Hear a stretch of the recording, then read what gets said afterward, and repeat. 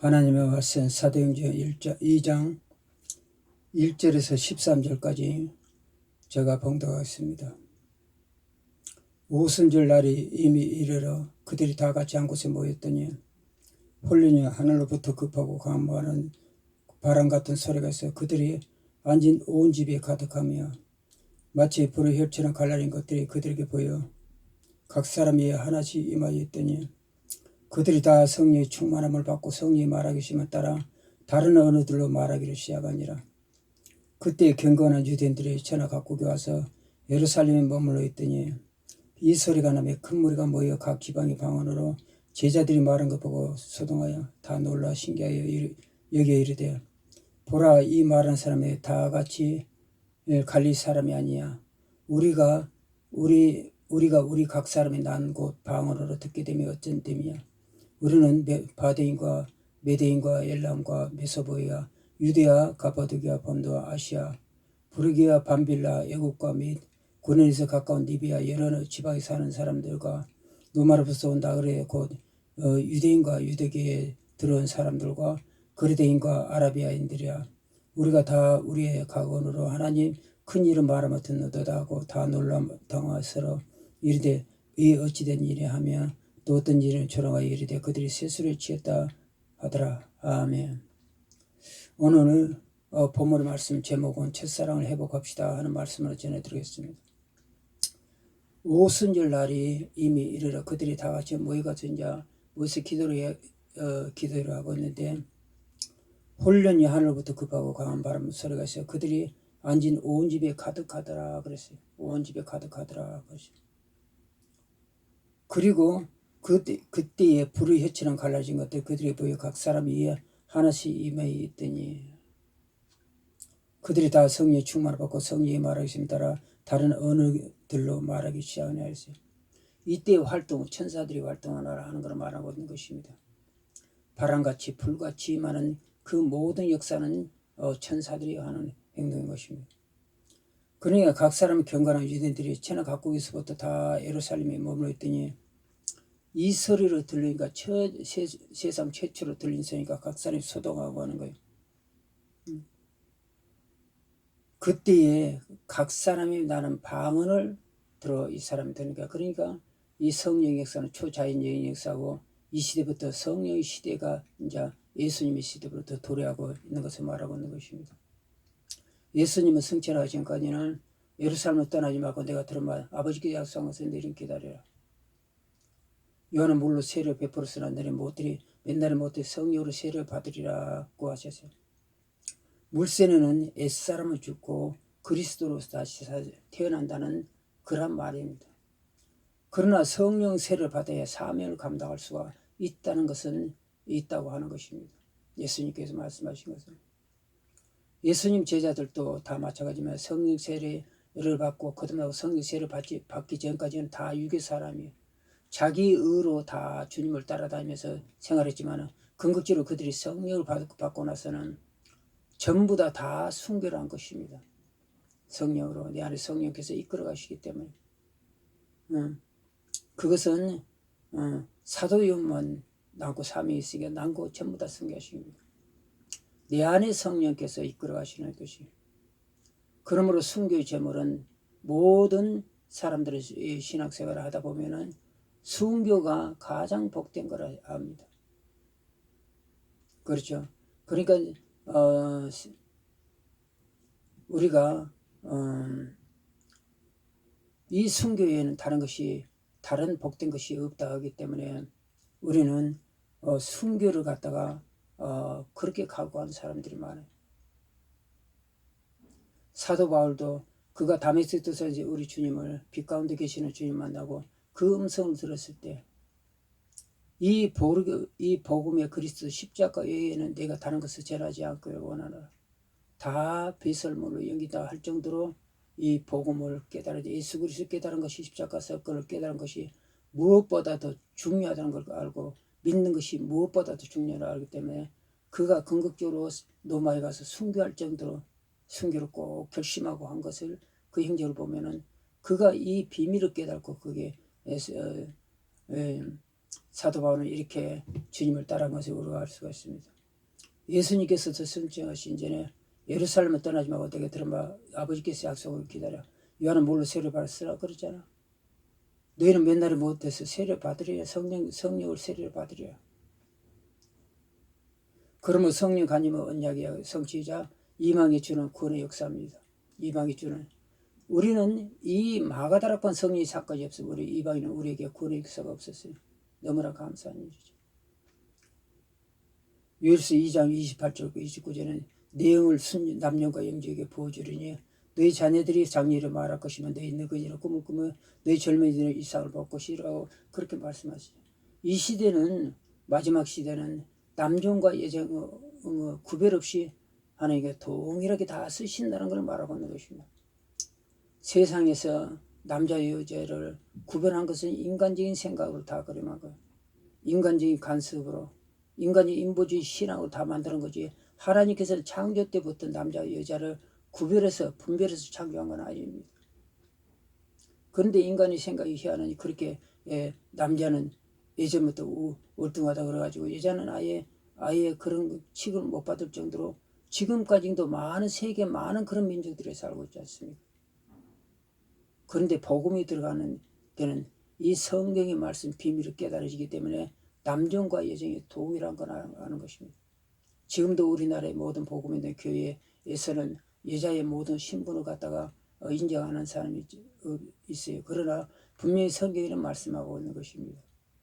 인간은 평등하고 하나님의 특히 백성들을 하나님 쓰는 게 평등하는 복음이 들어간 것을 제가 전부 다 남녀 평등을 말하고 있는 것이 이것 때문에 우리 알 수가 있는 것입니다. 그래서 성령 강림은 우주적인 믿는 자 하나님만 나타난 것입니다. 그렇죠? 최초의 이방인으로서는 고넬료 백부장이 사도행전 10장에 나타난 백부장이 최초의 성령을 받은 사람이 되는 것입니다. 그러므로 우리는 새로운 피조물이 되죠. 새로운 피조물. 그런지 누구든지 그리스도 안에 있으면 새로운 피조물이라고 이전 것은 지나갔으니 보라 새 것이 되었다. 우리는 선악과 세간으로 말미암아 우리는 원죄를 받았습니다. 모든 사람의 죄를 없으며 하나님 영광이 이르지니 너는 죄인이라고 딱 찍힌 사람이에요 우리가. 그런데 여기서 반드시 물과 성령으로 거듭나 하나님 들어갈 수 없느니라. 요한복음 3장 5절 말씀같이 거듭나고 성령 받아야 되는 것입니다. 예수 그리스도로 다시 태어나야 된다는 하는 것을 우리는 알 수가 있습니다. 어느 분이 한 분이 입양한 딸이 있었어요. 그런데 제가 이분을 알지 못해요. 그리고 이건 직분도 제가 말을 하지만 제가 그 이야기를 안 하겠습니다. 근데 이 딸이 입양했는데 어릴 때부터 근데 사춘기 지나면서 영적으로 많이 방황을 하는 거예요.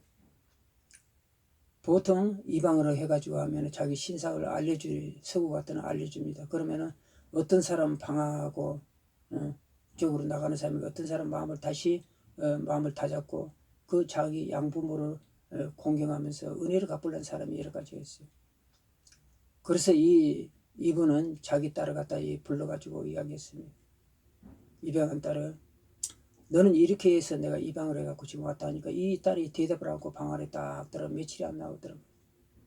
걱정도 되지만은 한 번은 겪어야 될 일이야 생각을 하고 가만 안 놨더니 며칠 되지 않아서 이 딸이 나와서 하는 말이구만. 아빠 거기는 나와 같은 자가 수시도 말했는데 나를 선택해 주셔서 감사해요. 나를 선택해 주셔서 감사해요. 그리 말하던 바로 우리가 그런 자입니다. 우리가 하나님께서 우리를 선택해 주시지 않았으면 우리가 어떻게 살았겠습니까? 하나님께서 나를 선택해 주셨으면 내가 어떻게 이 하나님 자녀가 되고 복된 자녀가 되고 천국의 시민권자가 됐겠습니까? 하나님께서 나를 선택하시면 내가 어찌 그리스도의 군사가 되고 거룩한 자가 됐겠습니까? 오직 하나님 은혜로 된 것입니다. 그러므로 이 딸의 고백이 바로 우리의 고백인 것입니다. 나를 선택해 주셔서 감사해요. 나를 선택해서 감사해요. 우리 성경에서 마태복음 25장에는 그런 말을 슬기로운 다섯 처녀와 미련한 다섯 처녀를 말하고 있는 것입니다. 슬기로운 다섯 처녀는 항상 기름 준비하고 하는 기름 준비하고 열철에 기름 주면서 신랑 대신 예수를 기다리는 사람이죠. 예수님은. 미련한 다섯 처녀는 당시에 이 유대인들 지도자를 보고 이야기하는 것입니다. 그런데 신랑 대수 예수, 신랑 대수 예수가 왔어요. 그런데 미련한 다섯 전에 기름 준비를 안 하고 설교는 다섯 전에 기름 준비를 했는데 미련한 다섯 전이 이가 말하기를 우리에게 기름 좀 주라, 빌려주라 하니까 그리고 나 우리 것도 부족한 너는 거기서 사다가 써라 하니까 이 기름은 빌려주고 하는 기름이 아니죠. 성령의 기름이에요. 성령께서 내를 영접할 때 내가 복음으로 살고 하나님 말씀대로 순종해 살았다면 성령 기름이 계속 채워졌을 것입니다. 그러나 이들은 세상적으로 다 써버렸어요. 궁극적으로 이들은 다 천국에 들어가지 못한 자가 되었다는 것이 이게 지금 계십니다. 지금 시대도 마찬가지. 많은 사람들이 교회 다닌다고 하지만 이러한 처음 사랑을 잊어버린 사람이 너무나 많아요. 너무나 많고 너무나 많습니다. 우리는 슬기로운 다섯 처녀를 봤더니 그거는 마라나타 신앙을 가진 자입니다. 항상 하루를 살아갈 때 감사하고 기뻐하고 주 예수의 옷이 없어서 그 준비하는 사람들이 사는 것입니다. 그러면 우리는 이와 같이 가장 중요한 말씀을 떠난 신앙은 멸망이에요. 누구보다 우리 잘 아는 것은 수많은 이단들, 교회 안에서도 목사 안에서도 이단들, 너무나 넘어진 사람들고 편향된 사람이 많기 때문에 우리가 교회를 간다고 하면 어디를 만약에 어디서 본다고 하면 어느 교회 가는 거에 그냥도 신경 쓰일 정도로 그 영혼을 맡길 만한 게 별로 없다는 것입니다. 교회들이 너무나 많이 변질됐다는 것입니다. 저희가 그러므로 계시록 22장 18절 19절에는 누구든지 이것들을 위해 더하면 하나님이 이 두루마리 제약을 되게 더할 것이요 이 은혜 말씀을 제하여버리면 생명나무 거룩에 들어가면 제하여버리라. 우리에게 뚜렷이 기가 못이 박도록 이걸 우리가 알고 있지만은 이걸 벗어나 가지고 넘어간 사람이 너무나 많아요. 제가 얼마 전에 그 성당에 다닌 분하고 이야기를 잠깐 했는데 그분은 이야기 성당에 다닌다 그래. 그래서 성당에 대해서 자기가 좀 이야기를 해주시더라고. 그래서 제가 성당 다닌 사람을 그분 앞에 가서 성당 다닌 사람은 교회에서 보통 시험 든 사람은 그쪽에 많이 가는데 내가 그랬죠. 그 말을 하고 자기 이야기를 하는데 이분이 성당에서 제사를 지금 드리고 있대요.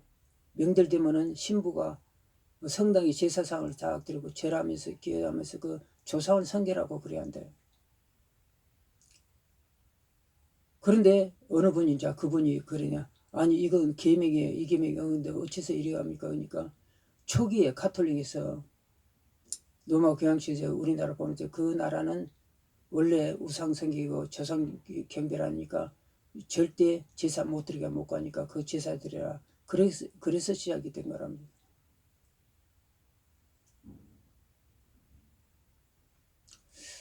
저는 이 말을 듣고 참 이상했어요. 왜냐면은 그룹 안에 성경에는 분명히 우리가 너무나 이 계시록 22장 18절 19절은 너무나 잘 알고 있는 말이죠. 전부 다 귀에 모시밭도를 딱 잡아도 잘 알고 있는 말씀이잖아요. 그러면 그들이 과연 무엇을 보고 믿는 것입니까? 무엇을 섬기고 있는지 완전히 샤머니즘이잖아요. 지금 교회 내에도 그런 자들이 많이 있고 성당에는 그런 자들이 많이 있다는 것입니다. 이게 문제란 거예요. 이게. 그래서 어느 목사님이 교회 성당 앞에 지나니까 돌비석에다 계명을 써놨다는 거예요. 그래서 계명을 가보니까 진짜 이 계명이 없더란 거예요. 너는 하늘과 땅과 바다 무슨 아무리 형상이 있는 말이고 그것들이 절하지 마라.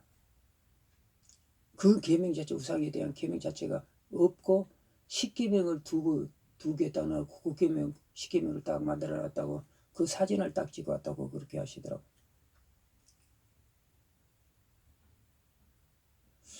그래서 예수님께서 말씀하신 내가 올 때 너희들에게 믿음을 보겠느냐 그 말씀 저는 참 절감하게 되는 거예요. 세상 사람들이 많이 믿는다 하지만 이 샤머니즘적인 그래서 우상이 생기는 그런 종교로 예수 그리스도를 믿고 따라가고 있구나. 궁극적으로 구원은 없죠. 그러면 멸망당하는 거예요. 그래서 제가 그걸 생각해 볼 때 많은 생각이 됩니다. 그러니까 지금은 내가 어느 교회에 갈까요? 초신자 말한다고 하면은 보낼 만한 교회를 확실히 모르는 거야. 어느 교회가 갈지. 그런 말이 있어요. 수많은 사람 대형교회도 많이 넘어져가 있고 목사도 많이 넘어가고 변질되어 있기 때문에 지금 시대가 참 심각한 시대라고 저는 그렇게 생각하고 있는 것입니다. 그리고 여기서는 면역이 있다고 연옥이 있다고 또 가르친답니다. 그리고 면죄부, 그건 면죄부 십자가 전개 때 종교개혁 때 전부 다 십자가 전개 때문에 면죄부를 주고 팔고 있지 않습니까? 그것이 궁극적으로 종교개혁이라서 마틴 루터가 종교개혁 이런 동기가 되는 거고. 그러니까 로마서 1장 17절에 오직 의인은 믿음으로만을 살려야, 그 말씀을 들고 종교를 시작했지 않습니까?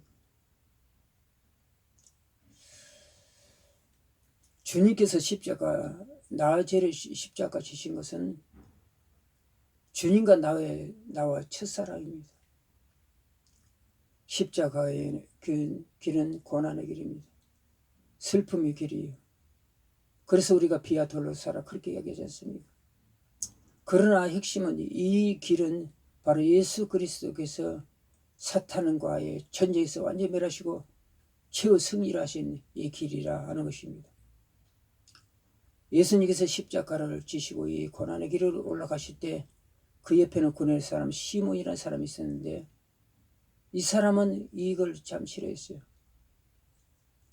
아프리카에 구경 왔는데, 그래서 억지로 십자가를 지고 갔지만 그게 보겠다는 게 이 사람의 지나의 행적을 보면 다 그렇고 앞으로 길이 그래. 이 사람이 바로 알렉산더 누포의 아버지가 되는데, 이 사람은 안디교의 개척 멤버가 됩니다. 그리고 누포는 예루살렘 다윗 가정이 됩니다. 그런데 로마서 10장 14절에는 뭐라고 했는데, 누포의 어머니는 내 어머니라 그랬거든요. 십자가는 억지로 줘도 반드시 뜻이 있다. 사도 바울도 다메섹 도서에서 빛 가운데 나타나신 예수 그리스도를 보고 음성으로 나타난 예수 그리스도 음성을 듣고 그 완전히 인생 자체가 터닝 포인트한 거예요. 안 가니까 내가 오직 십자가 사건 외에는 다른 걸 알기로 원하도다. 가장 중요한 우리 영혼적인 핵심이 있다는 걸 알고 사도 바울은 그렇게 고백한 것입니다. 그러면 성도는 우리 예수님이 가는 길을 따라가는 사람입니다. 너희가 이를 위하여 부르심 받았으니 그리스도 너를 위하여 고난받아서 너에게 복을 끼쳐 그 자체를 따라오게 하셨느니라. 베드로서 2장 20절에 우리는 예수 그리스도 십자가 길을 그 자체를 따라가는 사람이에요.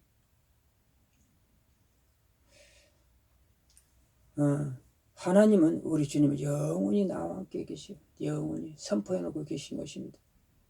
예수께서 나와 말씀하여 이르시되 하늘과 땅의 권세를 모든 것을 내게 주셨으니 그러므로 너희는 가서 모든 제자로 삼아 민족을 제자로 삼아 아버지 아들과 성령 이름으로 세례를 베풀고 내가 너에게 분부한 모든 것을 가르쳐 지키게 할지 볼지어다 내가 세상 끝날까지 너희와 항상 함께 있으리라.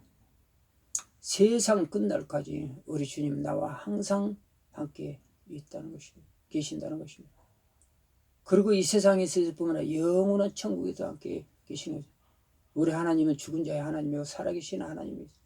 우리는 죽든지 믿든지 안 믿든지 하나님 앞에서 백보자 앞에서 주님 백보자 앞에서 생명의 부활로 나오는 사람과 영원한 지옥불에 들어가는 사람을 구별되어 나온다는 것입니다. 그러므로 우리는 간절히 마지막까지 주의 말씀을 붙들고 가야 된다는 것입니다. 우리는 첫사랑을 회복합시다.